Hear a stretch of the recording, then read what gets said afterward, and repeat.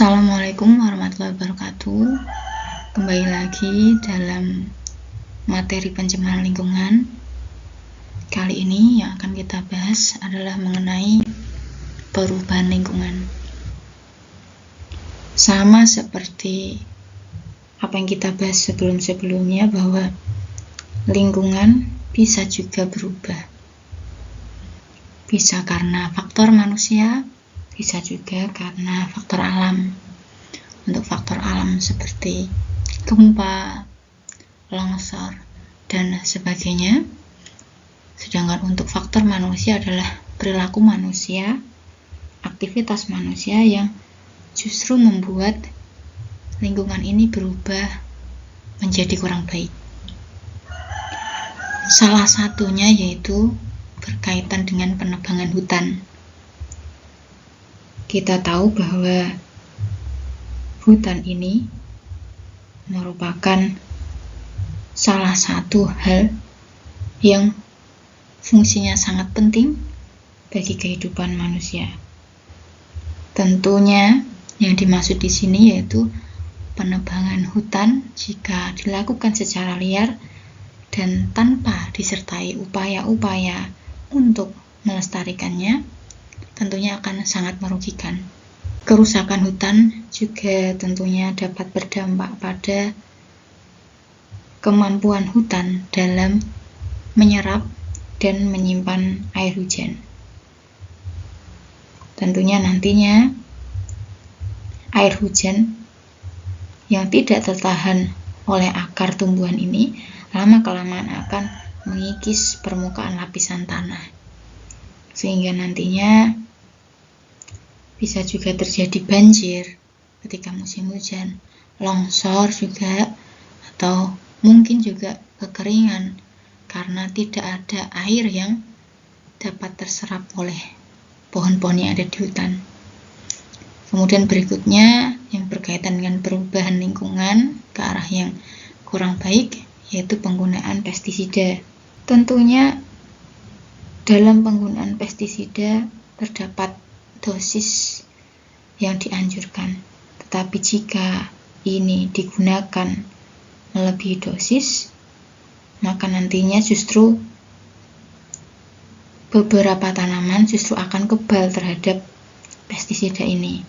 Dampak lainnya, pestisida ini justru akan menyebabkan kematian organisme pengurai dan juga bakteri di dalam tanah. Kemudian ada juga pertanian monokultur. Yang dimaksud pertanian monokultur di sini adalah bercocok tanam dengan cara menanami lahan dengan hanya satu jenis tanaman saja.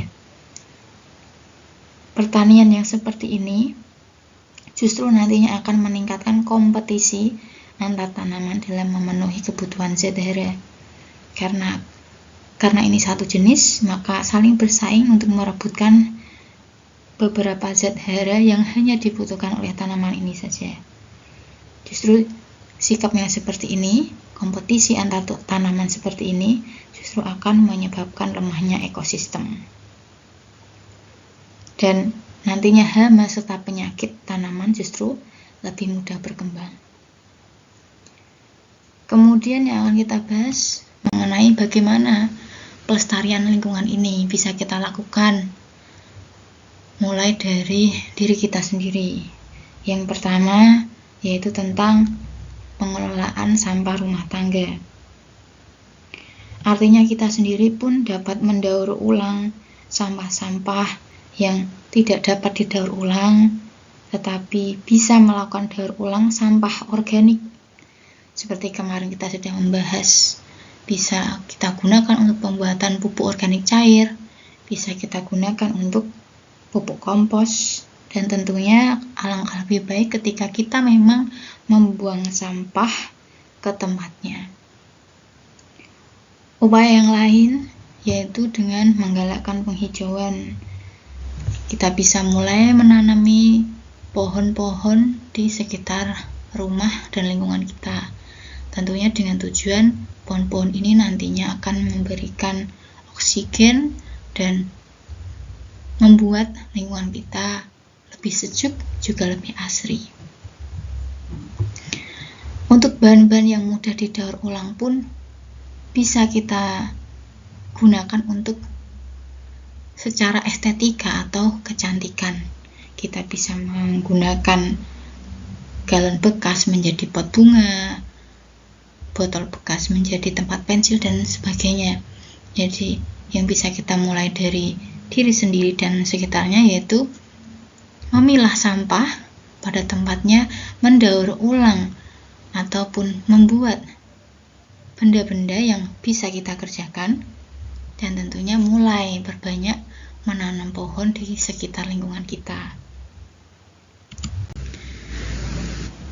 Yang terakhir kita bahas mengenai limbah dan daur ulang.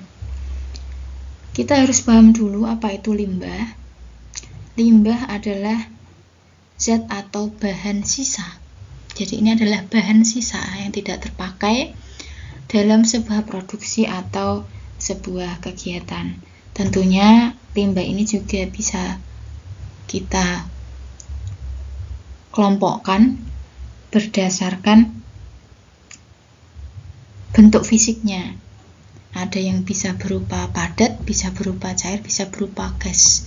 Jadi ada limbah padat, limbah cair, dan limbah gas. Ini bentuknya. Tetapi bisa kita juga kelompokkan berdasarkan jenis limbahnya. Jenis limbahnya apa? Bisa berupa organik, bisa berupa anorganik. Perbedaannya untuk limbah organik,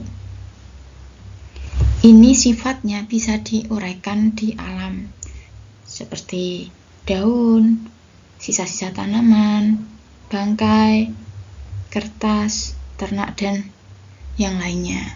Kemudian untuk limbah anorganik, yaitu tentunya limbah-limbah yang secara alami tidak dapat diuraikan. Contohnya adalah kaca, karet, logam, plastik, dan yang lainnya.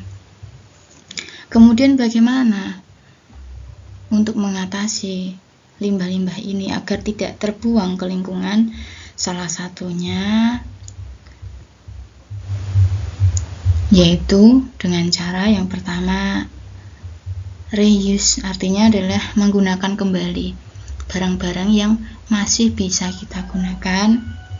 Kemudian ada reduce, yaitu melakukan penghematan. Kemudian ada recycle, di sini kita bisa mendaur ulang barang-barang yang masih bisa kita ubah ke barang yang lain. Kemudian tentunya yang tidak kalah penting yaitu repair atau melakukan perawatan agar barang-barang ini bisa tetap awet dan bisa kita gunakan untuk waktu-waktu berikutnya. Saya kira cukup mudah dimengerti. Semoga bermanfaat. Wassalamualaikum warahmatullahi wabarakatuh.